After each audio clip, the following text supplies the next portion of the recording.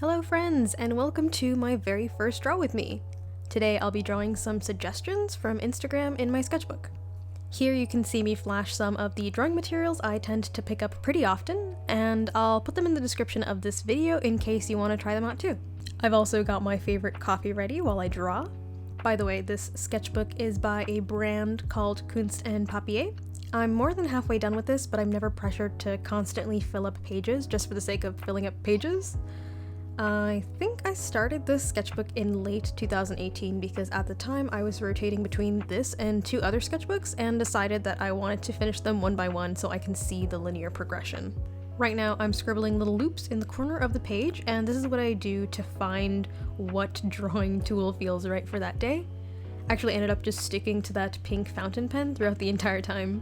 I also intended to have the footage run at real-time speed so you can see the exact pace at which I draw, but this was about 2.5 hours of sketching, so I ended up speeding it up a little bit, but I'll try to include some clips where you can see me drawing in real time. I'll throw the suggestions up on the screen in case you want to draw them with me as well, or you can just kick back and enjoy this montage of me sketching while I also answer some of your questions. Even though most of y'all are familiar with me and my body of work, if you're new and just so happen to stumble across this video, hi, my name is Radia and I'm a Bengali American illustrator born and raised in the beautiful borough of Queens here in New York City. YouTube just so happens to be one of the corners of the internet where I share my work, so I invite you to chill out and stick around for a while.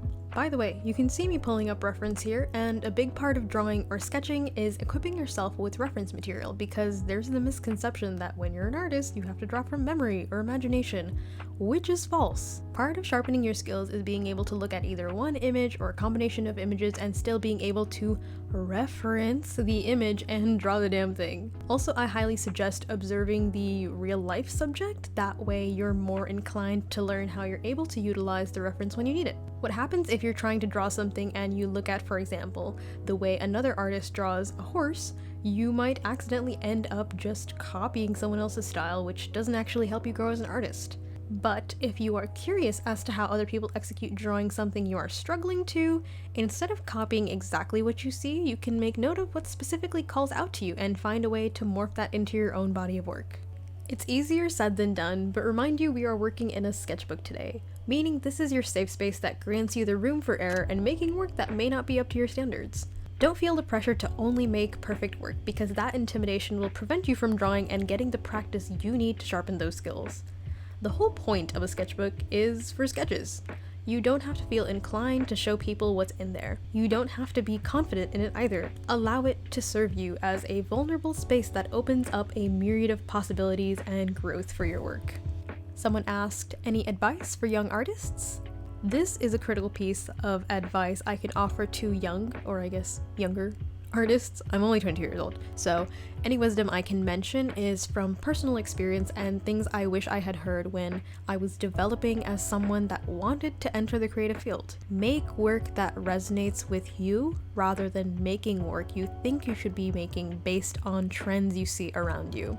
Because trends only last for a hot minute, but making art takes time. Developing a style takes time. Finding a color palette that you feel comfortable in takes time. Don't be peer pressured to make your art look a certain way because you think it'll do well on social media.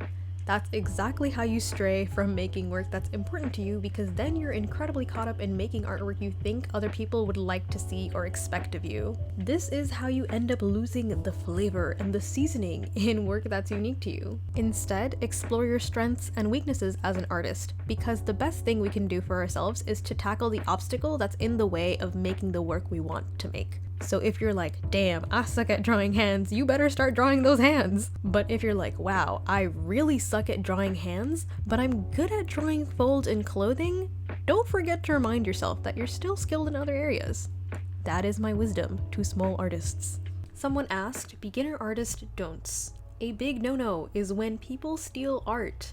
This is a very obvious answer, but it still needs to be addressed. There is a major difference between being inspired or literally copying and tracing someone else's artwork or designs. I recently had several people copy my exact clay pin and earring designs, and thankfully I was able to resolve this matter by reaching out to them and having the post get taken down. It's still not okay how often artists get their work stolen, but please let this serve as a reminder that it's critical for your growth to make work that's different. I'm also speaking from experience where I've drawn in another style for an assignment specifically for practice, but please don't forget to give credit where it's due and definitely don't sell work that includes designs that don't belong to you. Those are things I would avoid if you're just starting out so you're not making the wrong choices which might end up sticking throughout your artistic journey. Also a reminder that in between sketching, don't forget to take breaks. Maybe get up and stretch, drink some water, or readjust the way you're sitting. Basically just wiggle around a little cause I know I can get pretty tense when drawing for long periods of time. I also want to take this moment to thank the sponsor of this video, which is Skillshare. Skillshare is a really cool online learning community filled with a multitude of classes to suit your creative curiosities. I was pretty excited when presented the opportunity to partner with them, especially as two of my own former professors, Yuko Shimizu and Julia Rothman, have courses on there. I recently took a class by the amazing Andy J. Pisa called Find Your Style: 5 Exercises to Unlock Your Creative Identity.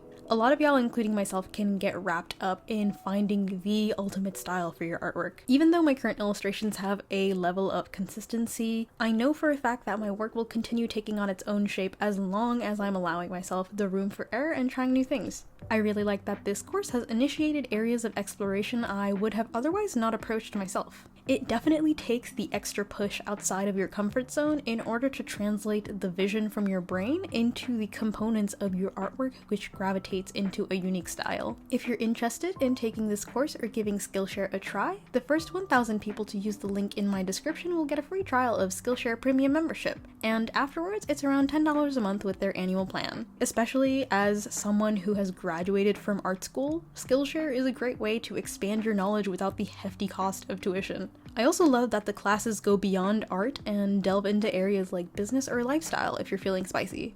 So don't forget to give yourself the freedom to explore no matter what you delve your time into. And once again, shout out to Skillshare for sponsoring this video.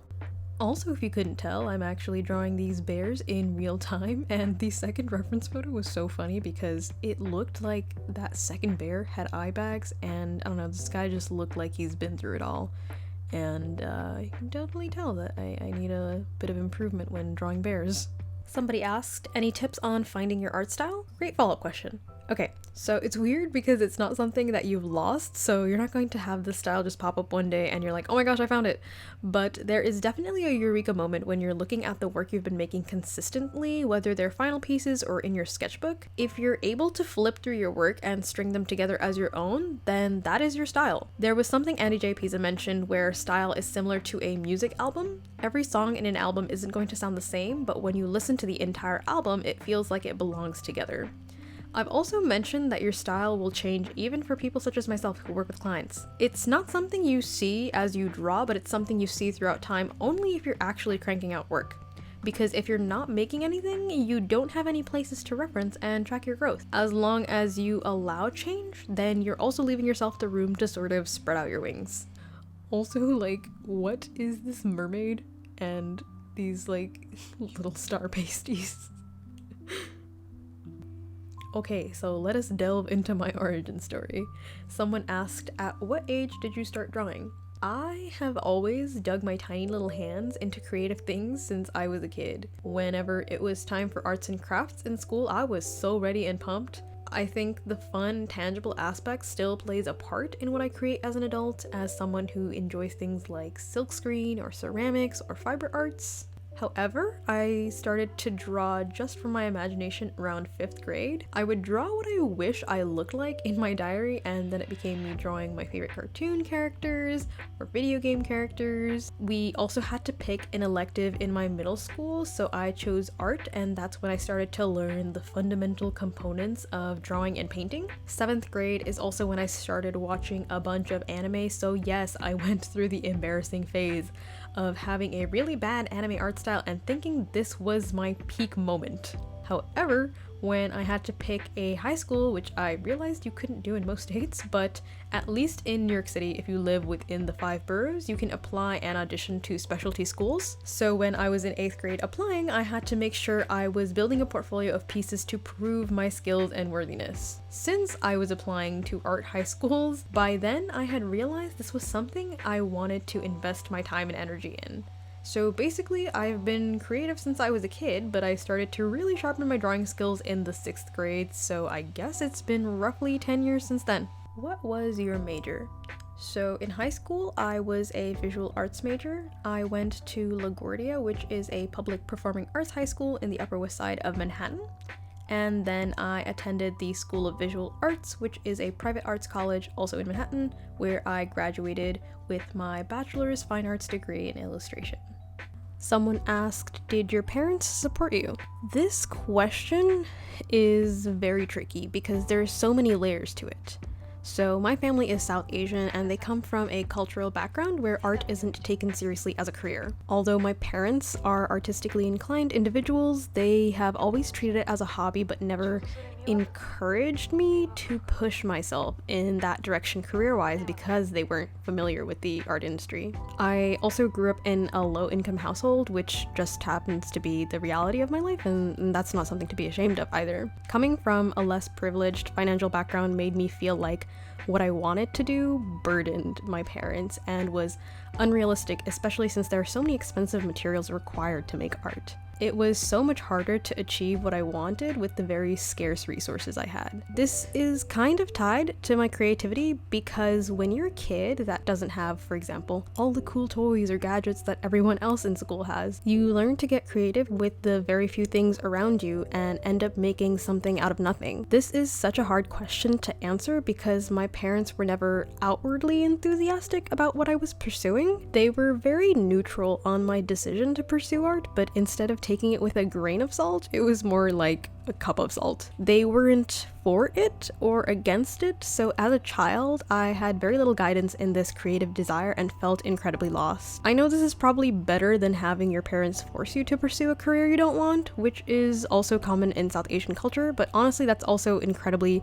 dismissive to the pain I felt of feeling that my hopes and dreams weren't actively supported by my only guiding figures. On top of that, there was the pressure that if I failed, that responsibility would fall on me, so I quite literally couldn't afford to fail. Fast forward to now, I finished my degree, I've built clientele, and I've proved that you can get paid for art. It sucks that when you're a creative, you have to prove your success and worthiness, but if you're someone studying, for example, medicine, nobody is going to ask 10 different follow-up questions and be in your business for careers that are more, quote, stable. We are quite literally surrounded by art all the time. And guess what? An artist had to make it in order for that to come into existence, and that's exactly who I am. I make magic. How did you know that art was what you needed to do? And how did you first act upon it? This question is the one, y'all. My entire life, I had so many struggles, either socially or in terms of my identity, which boils down to my very individual experience as a queer woman of color wanting to pursue a very ambitious creative career while lacking so many resources. This was very noticeable when you attend prestigious schools that are predominantly white and middle class. I definitely felt alienated because of my cultural differences and background and simply being unable to relate with my peers and classmates. I was one of the only few brown people in high school and college, and when I say brown people, I mean South Asian folks. It occurred to me, why don't I see more people like myself making art? Why don't I see more people like me in comics or graphic novels or in animated films or in leading roles? And that's when I realized I could make that happen as a creative. There was a TikTok I saw by this user named Nad that discusses exactly what I'm mentioning right now. How we're less likely to want to enter the careers we desire until we see people like ourselves making moves in that industry. Representation is so important, especially being a young brown girl trying to navigate a space that didn't feel like it was for them. So when other young South Asian folks are looking for examples of figures in an industry they can relate to, I'm hoping someone can look at me and my work and say, if she can do it, so can I. It's also very irritating when older people say, oh, kids these days have it easy, but isn't that the point? isn't the whole point as a generation to make sure that the ones that come after us have a better quality of life and don't repeat the same struggles we did? The same cycles of generational trauma? Aren't we literally supposed to advance as a society? I don't know where this logic comes from, because if it takes struggling folks like myself to let you know that someone of my background can make it, your hopes and dreams are possible too. As for acting upon it, basically I made sure my voice was included in creative spaces. Probably one of the biggest steps I took in life was to go to schools that were specifically catered towards the arts. Another person asked how to make choices that are the right place at the right time. Oh man. This all depends on the context of your life. As you get older, there are so many different options to weigh when opportunities pop up.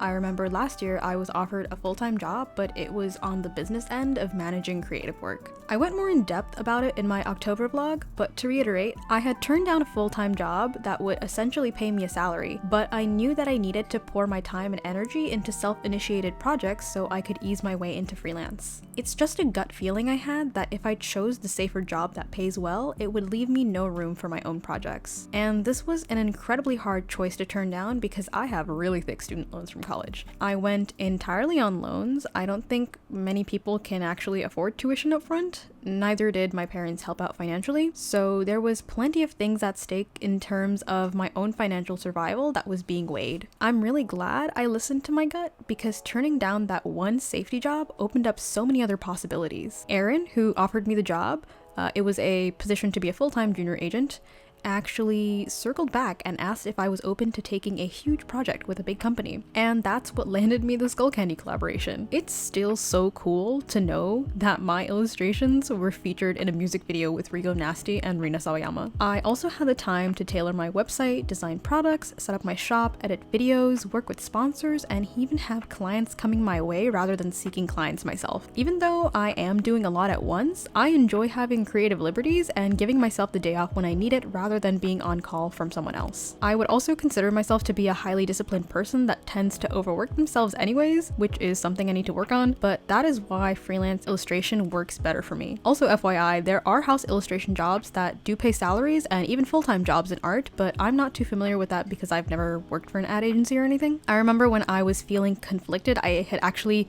texted Yuko what I should do, and she essentially told me the same thing, where I should go with my gut feeling, and my gut said to take the risk of trusting myself. I had also asked my parents what I should do, and their obvious answer was say yes to every opportunity. But to be honest with y'all, I'm glad I turned down that offer. It hasn't even been a full year since I've graduated, and I have made so much progress since then just from my own work. I think social media has definitely helped spread my work to art directors and really cool people, but in that moment, saying no felt like an anchor in my chest. So it was nice seeing that I ended up making the right choice. Also, I'm still able to work with Aaron, which is pretty cool because I have 2 projects coming out in March, which I can't discuss yet, but I'm super excited to share them when they release. In conclusion, do what you need to do in order to sustain yourself, and then trust your gut. Advice on building a portfolio. So one of the benefits of going to art school is having assignments and prompts to make work that you can include in your portfolio. However, you can totally come up with self-initiated projects depending on what you're looking to pursue. So for me, I mostly do commercial illustration work, and that will look different than, for example, pieces that demonstrate my ability to get work in children's book illustration. I highly suggest you guys check out Anoosha Syed's video. She's another amazing South Asian artist who has been illustrating children's books for quite some time now, and has a lot of resourceful videos on portfolio building, how to get clients and how to get an agent, and advice on commercial level work. Also a reminder that your degree doesn't land you projects, it's actually your portfolio that does. My biggest advice is that you shouldn't include pieces in your portfolio that you don't want to do for clients. For example, I have plenty of portraits I've done in oil paint that are good, however I hate oil paint and I never want to use it again. It just wasn't the medium for me and it doesn't bring me joy. Your portfolio should show work you want to get and continue making. So if you want to get surface design work, show that you can illustrate patterns. If you want editorial work, show that you can do spot illustrations. You'll also definitely need a professional landing page such as a website. That way you can direct clients towards an organized space that contains your best work and also a method of contacting you more formally that isn't an Instagram DM. This is also the only time you see me pick up a pencil because I do not feel confident freehanding anything that is mecha. I find that when you're trying to draw very mechanical or architectural things like cars or buildings, it's easier to pay attention to the negative space rather than being overwhelmed by all the little parts and pieces. I'm currently drawing one of the Evangelion robots from this anime called Neon Genesis Evangelion, which smoothly transitions into the next question, which is, what's your favorite manga or anime? So I am a big fan of 80s/90s anime and also early 2000s, so so animes like Evangelion, Cowboy Bebop, Sailor Moon, Fullmetal Alchemist, etc. Those really catch my interest. As for manga, I remember being really into this one called Rosario Vampire and also Yotsuba. Two completely different genres, but I used to thoroughly be someone who was obsessed with anime. Now not so much anymore, I don't really know why, but I definitely still have a soft spot for it. I actually started to read Uzumaki last year and I am pretty into it. As an illustrator, is it better to have a distinct drawing style that people can easily identify or a variety of styles? You can actually do both. This is pretty common for children's book illustrators and even artists that do character design or storyboarding for animations. As long as you can show separate portfolios or example of that style being used successfully, then there's no problem in having more than one. However, if you have one portfolio that is inconsistent in style, you're less likely to have clients trust your work because your portfolio should exemplify your skills and unique style. Someone dropped the infamous question of, do you prefer digital or traditional? So I prefer digital since my final illustrations are in some form of print or featured digitally, so it saves me the hassle of having to photograph or scan and then edit traditional pieces. It really depends on what I'm trying to achieve, so this varies with what the project entails, and then I will have to make an executive decision. Most of my traditional work is done with acrylic gouache or some method of printmaking like silkscreen or risograph. With traditional work, I definitely enjoy the tactical hands-on experience and textures on the surface of the work when you observe it face to face. I don't think one is necessarily better than the other, it's ultimately what works for you or what your client is looking for. The next question is how I feel about using an iPad with Procreate versus Photoshop on my computer. I work between both because I don't think I could survive without Photoshop when it comes to formatting and editing my final illustrations. However, I mainly work in Procreate because the brushes just feel way better to me. I bought my iPad Pro at the start of 2020 and it has streamlined my work so much more than just using my regular Wacom Intuos tablet. I've had two tablets before this, the Wacom Bamboo, which I had since middle school until college, okay? And then the wire snapped, which was very stressful, and then I upgraded to the Intuos 5, I think. The biggest drawback with those tablets is that you need to have a proper setup. So I would have my tablet hooked up to my laptop directly in front of it, and you would need to have hand-eye coordination while you're drawing. Meanwhile, with my iPad, I can draw directly on the screen and literally bring it anywhere I want. I don't have to carry my laptop, my tablet, and my charger with all these annoying wires, which can get really heavy. I love how accessible and compact the iPad is. There are some limitations with the Procreate app when it comes to the amount of layers and canvas size, which is why I work between Procreate and Photoshop to bridge that gap. Also, Photoshop is sort of a universal digital rendering application, while Procreate is very user-friendly for drawing digitally.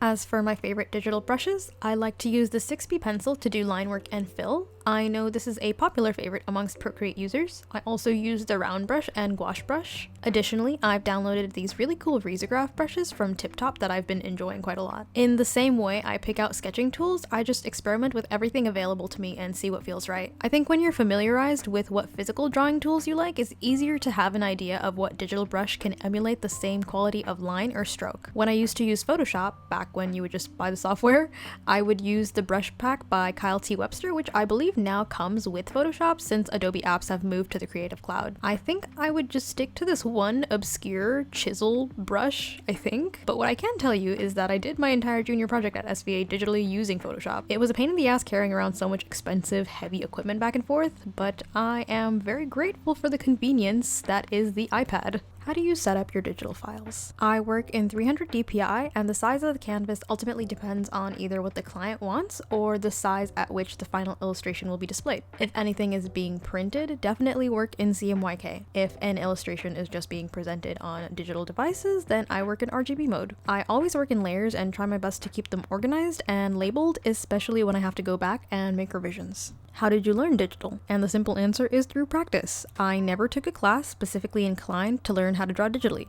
There was a lot of embarrassing moments of me having way too much fun with the grass tool and star stamp on Photoshop, but we all have to come from someplace when learning a new tool. One amazing thing about the internet, and specifically YouTube, is that it's incredibly resourceful. There are plenty of tutorials on what size canvas to use, or understanding how layers work, and things like setting up your file so it's ready to be printed. Basically, the internet is your oyster for knowledge, and a lot of the information you're seeking is already free. It's just a matter of doing your own research and being resourceful. What is your favorite medium? Besides digital, I like the convenience of acrylic acrylic markers. I use ones by Posca and Montana. I like that there's no mess and I don't have to mix anything or use brushes, but I also really like acrylic gouache. I will switch between the Holbein acrylic gouache and the Turner acryl. Any type of opaque, vibrant paint is the move for me. I like to lay flat shapes of color and then go in with either ink pens or Prismacolor pencils for line work or texture. Do you have any forms of art that are for yourself and not monetized? I enjoy fiber arts, so knitting, crocheting, yarn spinning, tapestry weaving, sewing, etc. are all things I do for fun and wouldn't sell. For me, it's a labor of love that I want to keep as my hobby. I recently bought an Oxford punch needle, which I'm really excited to use because I love bringing elements of my illustration into three-dimensional art practices. What filming equipment do you use, and any favorites for overhead filming? So I put all of my filming and editing tools in the description of every single video. I recently got a nice new camera arm that attaches to my tripod, so I can actually have my tripod a nice distance away while I shoot overheads like this without accidentally elbowing my camera. You also don't need a fancy camera because I literally filmed like 90% of my first vlog with my iPhone 11, so there you have it. Can you talk about your time at SVA? I want to make a dedicated video on what my experience was like attending art school, especially as someone that doesn't come from a background of privilege or generational wealth. I also think that the amount of money to attend college, especially in America, is a ridiculous amount. And there's so many elitist things that surround with either feeling pressured to get a degree or needing to have a degree. On top of tuition, getting supplies for school is hella expensive. Every time we would get that damn materials list, especially for painting classes, it would be $300 to $400 worth of materials that I would never touch again. Oil paints, 10 different brushes? No thank you. Charcoal and 3 different 18x24 drawing pads? No.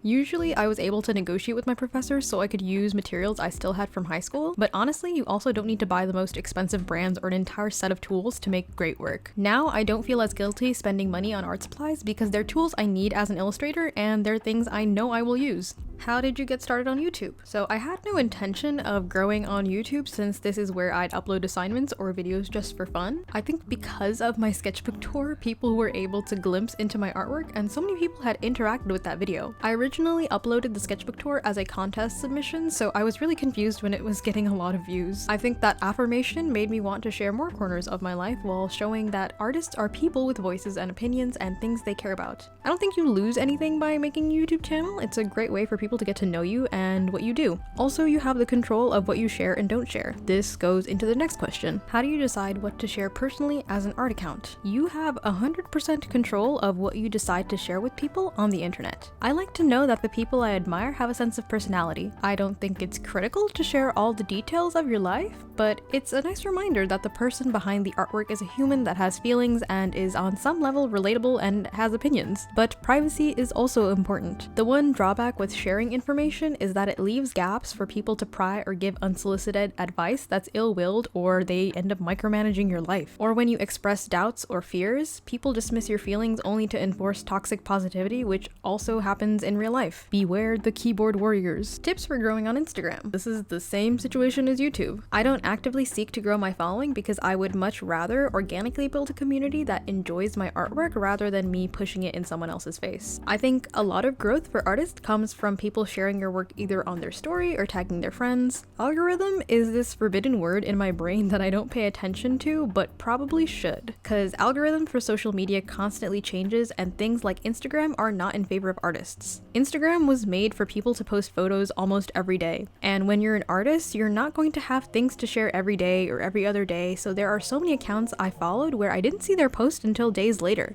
So now I just turn on my notifications for their stories or posts. There's no formula I know for social media other than don't let that be the reason you feel bummed that something isn't doing well. Likes don't define your worthiness. Neither does follower or subscriber count. That number doesn't equal your skill or talent. And please remember that things take time. All of the really amazing artists I follow that have over 100K across their socials have had their presence on social media for over 4+ years. So don't let that discourage your energy or prevent you from making amazing work. How do you manage your time between work and personal life? I'm still learning to give myself more time off.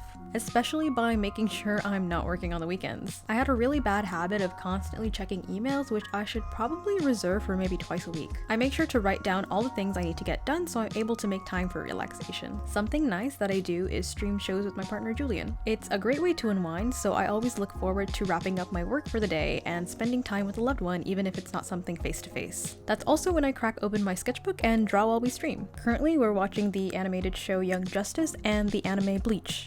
Absorbing other forms of art like film and animation is also a great source of inspiration for me. Favorite Ghibli movies? Okay, Whisper of the Heart, Kiki's Delivery Service, and The Cat Returns. Any albums you listen to while drawing? I tend to listen to music without lyrics. I usually play the Plantasia album by Mort Garson and the Discovery album by Daft Punk. I am still not over Daft Punk breaking up this year. They are a huge influence on my music taste and basically my entire childhood. Y'all, I don't think anything will ever compare to the kind of music that Daft Punk would make. Where did the name Knives Meow come from? So Knives Meow is my Instagram handle. This was a play on the name of one of the characters from this comic called Scott Pilgrim, and the name of the character is Knives Chow. I thought it was so dope that her name is Knives, so I'm like, I like knives and I like cats. Knives Meow. Also, wildly enough, my full name was already taken on Instagram, so Knives Meow it was. Ultimate piece of life advice: if you don't ask, the answer will always be no. With everything that comes your way, make sure you shoot your shot. The last thing I ever want to do is regret not making choices because I was too scared. It never hurts to ask for what you want or manifest for your future. And with that, we are done for today. This is what the spread looks like, and as you can see, I love filling up pages from corner to corner. I hope this video provides some insight or inspiration. I think it's also the first formal video where I've thoroughly answered questions. I'm usually nervous when filming myself. I get performance anxiety even when it's just a camera, but I'm really glad I could share this with you today. If this is something you want to see more of, please let me know in the comments. Feedback is greatly appreciated. If you made it this far and like what you see, I have more videos on this channel. Hit that subscribe if you want to stick around for more of my content. I hope you guys are having a lovely day filled with good energy and giving yourself the creative room to grow. Thanks so much for watching, and I shall see y'all in the next video. Goodbye, friends!